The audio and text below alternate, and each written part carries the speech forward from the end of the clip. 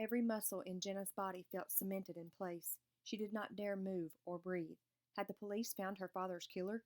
For whenever she tried to picture the person behind that lethal trigger, she could only think of him as a murderer, a cold blooded killer. It did not matter that the shooting had been an accident. It would never matter. Well, what did he say? Did they find the person who did it? Her mother shook her head. No, but he says the ballistics team traced the path of the bullet to within a 4 block area. 4 blocks? Somewhere within a mere 4 blocks, the killer might be sitting in his home. Maybe watching television or eating dinner. Normal stuff. Jenna noticed her hands had begun to shake, and she set her glass of iced tea on the arm of the chair. So now what? Well, Dave says the local police have been going door to door asking questions. They're trying to find out who has a gun that matches the bullet. An aborted laugh stuck in Jenna's throat. You're serious, right? They really think, with all the publicity about the accident, that anybody's going to admit they even own a gun? Her mother unwrapped the towel from her head, wiped her swollen eyes with it, then began to rub her wet hair. They have records, she said. Handguns have to be registered. They know who owns what. What if it wasn't a handgun? Her mother's eyes met hers, and Jenna could almost feel her disappointment. You mean maybe it was a rifle? Jenna shrugged. Why not? I'm not sure rifles have to be registered. Her mother combed the wet strands of hair with her fingers and stared out at the woods behind the house. If it was a rifle, then it might be harder for them to track down. Her mother's words came slowly. Or what if it's an illegal handgun? Jenna said. Not everybody plays by the rules, Mom. Her mother looked upset. Jenna knew just how she felt. They had been waiting for 3 weeks for news, hoping that by now the police had found something, anything, to give them both a little peace of mind. Well, I guess we'll just have to leave it up to them. Meredith Ward stood up and headed toward the sliding glass door. In the meantime, let's go enjoy that lovely dinner you made. I'm not very hungry, Jenna told her. You go ahead. Meredith nodded as if she understood. I have to admit, I don't have much of an appetite myself. Jenna couldn't say why, but she had an eerie sense that Chief Zielinski hadn't told them everything. Maybe her mother was willing to leave it all up to the police, but Jenna couldn't bear the thought of just sitting back and doing nothing. As soon as her mother went inside, Jenna raced down the steps and headed for town. If Chief Zielinski was holding out on them, she wanted to know why. She ran the whole way to the police station, and when she came bursting through the front door, the officer at the desk, an overweight man with a red, jowly face, merely stared at her with tired, indifferent eyes. Jenna recognized him as Doug Bull, the officer all the kids called the hangman, although she had no idea why. I need to see Chief Zielinski, she told him, wiping the sweat from her forehead with her arm. You're that Ward kid, right? Jenna nodded. Officer Boyle was eyeing her suspiciously. Is this an emergency?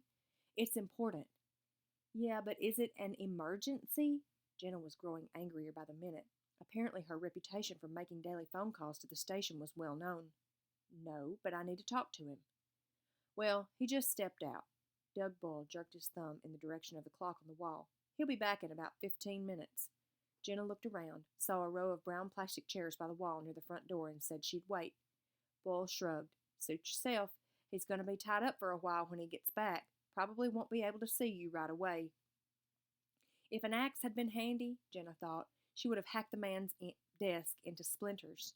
She had an overwhelming need to smash her fist into something, a window, a door, Boyle's face, something she could damage. Doug Boyle probably already knew the major suspects in the case. He had information that she, Jenna, had every right to, but she knew he wasn't about to give it out.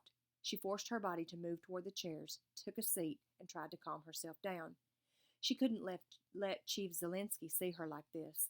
He would think she was just some irrational teenage girl, and maybe in that moment she was, because for the first time since her father's death, she felt a passionate desire for revenge. The police chief was no more help than Doug Bull, but at least he took the time to talk to her when he got back, although all he did was confirm that they were in the process of questioning people from the area the ballistics team had outlined. Which is where? Jenna asked. You don't need to know that, he said. The wire-rimmed glasses slid down his nose, just as they had on that first morning. Jenna shrugged. It's probably all over town by now anyway. I'll just ask Ms. Rico. Annie Rico worked behind the cosmetics counter at her husband's pharmacy and was always delighted to share what she knew, which was just about everything that was going on in town. Chief Zelinsky pulled at his lower lip with his thumb and forefinger. "You're right. Annie Rico probably does know." Then he laughed. "I should talk to her. I bet she knows more about this case than I do." Jenna was not amused.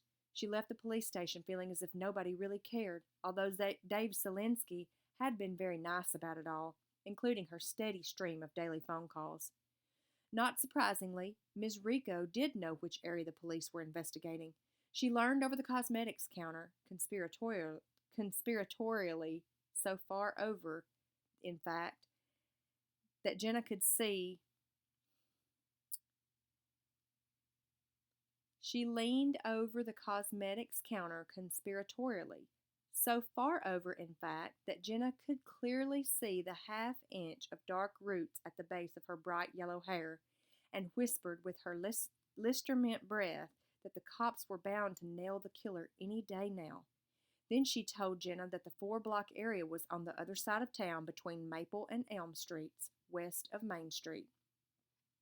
Jenna felt humiliated at having to ask the town gossip for information she believed should have come from the police, but she was desperate to know, and Ms. Rico was her only source.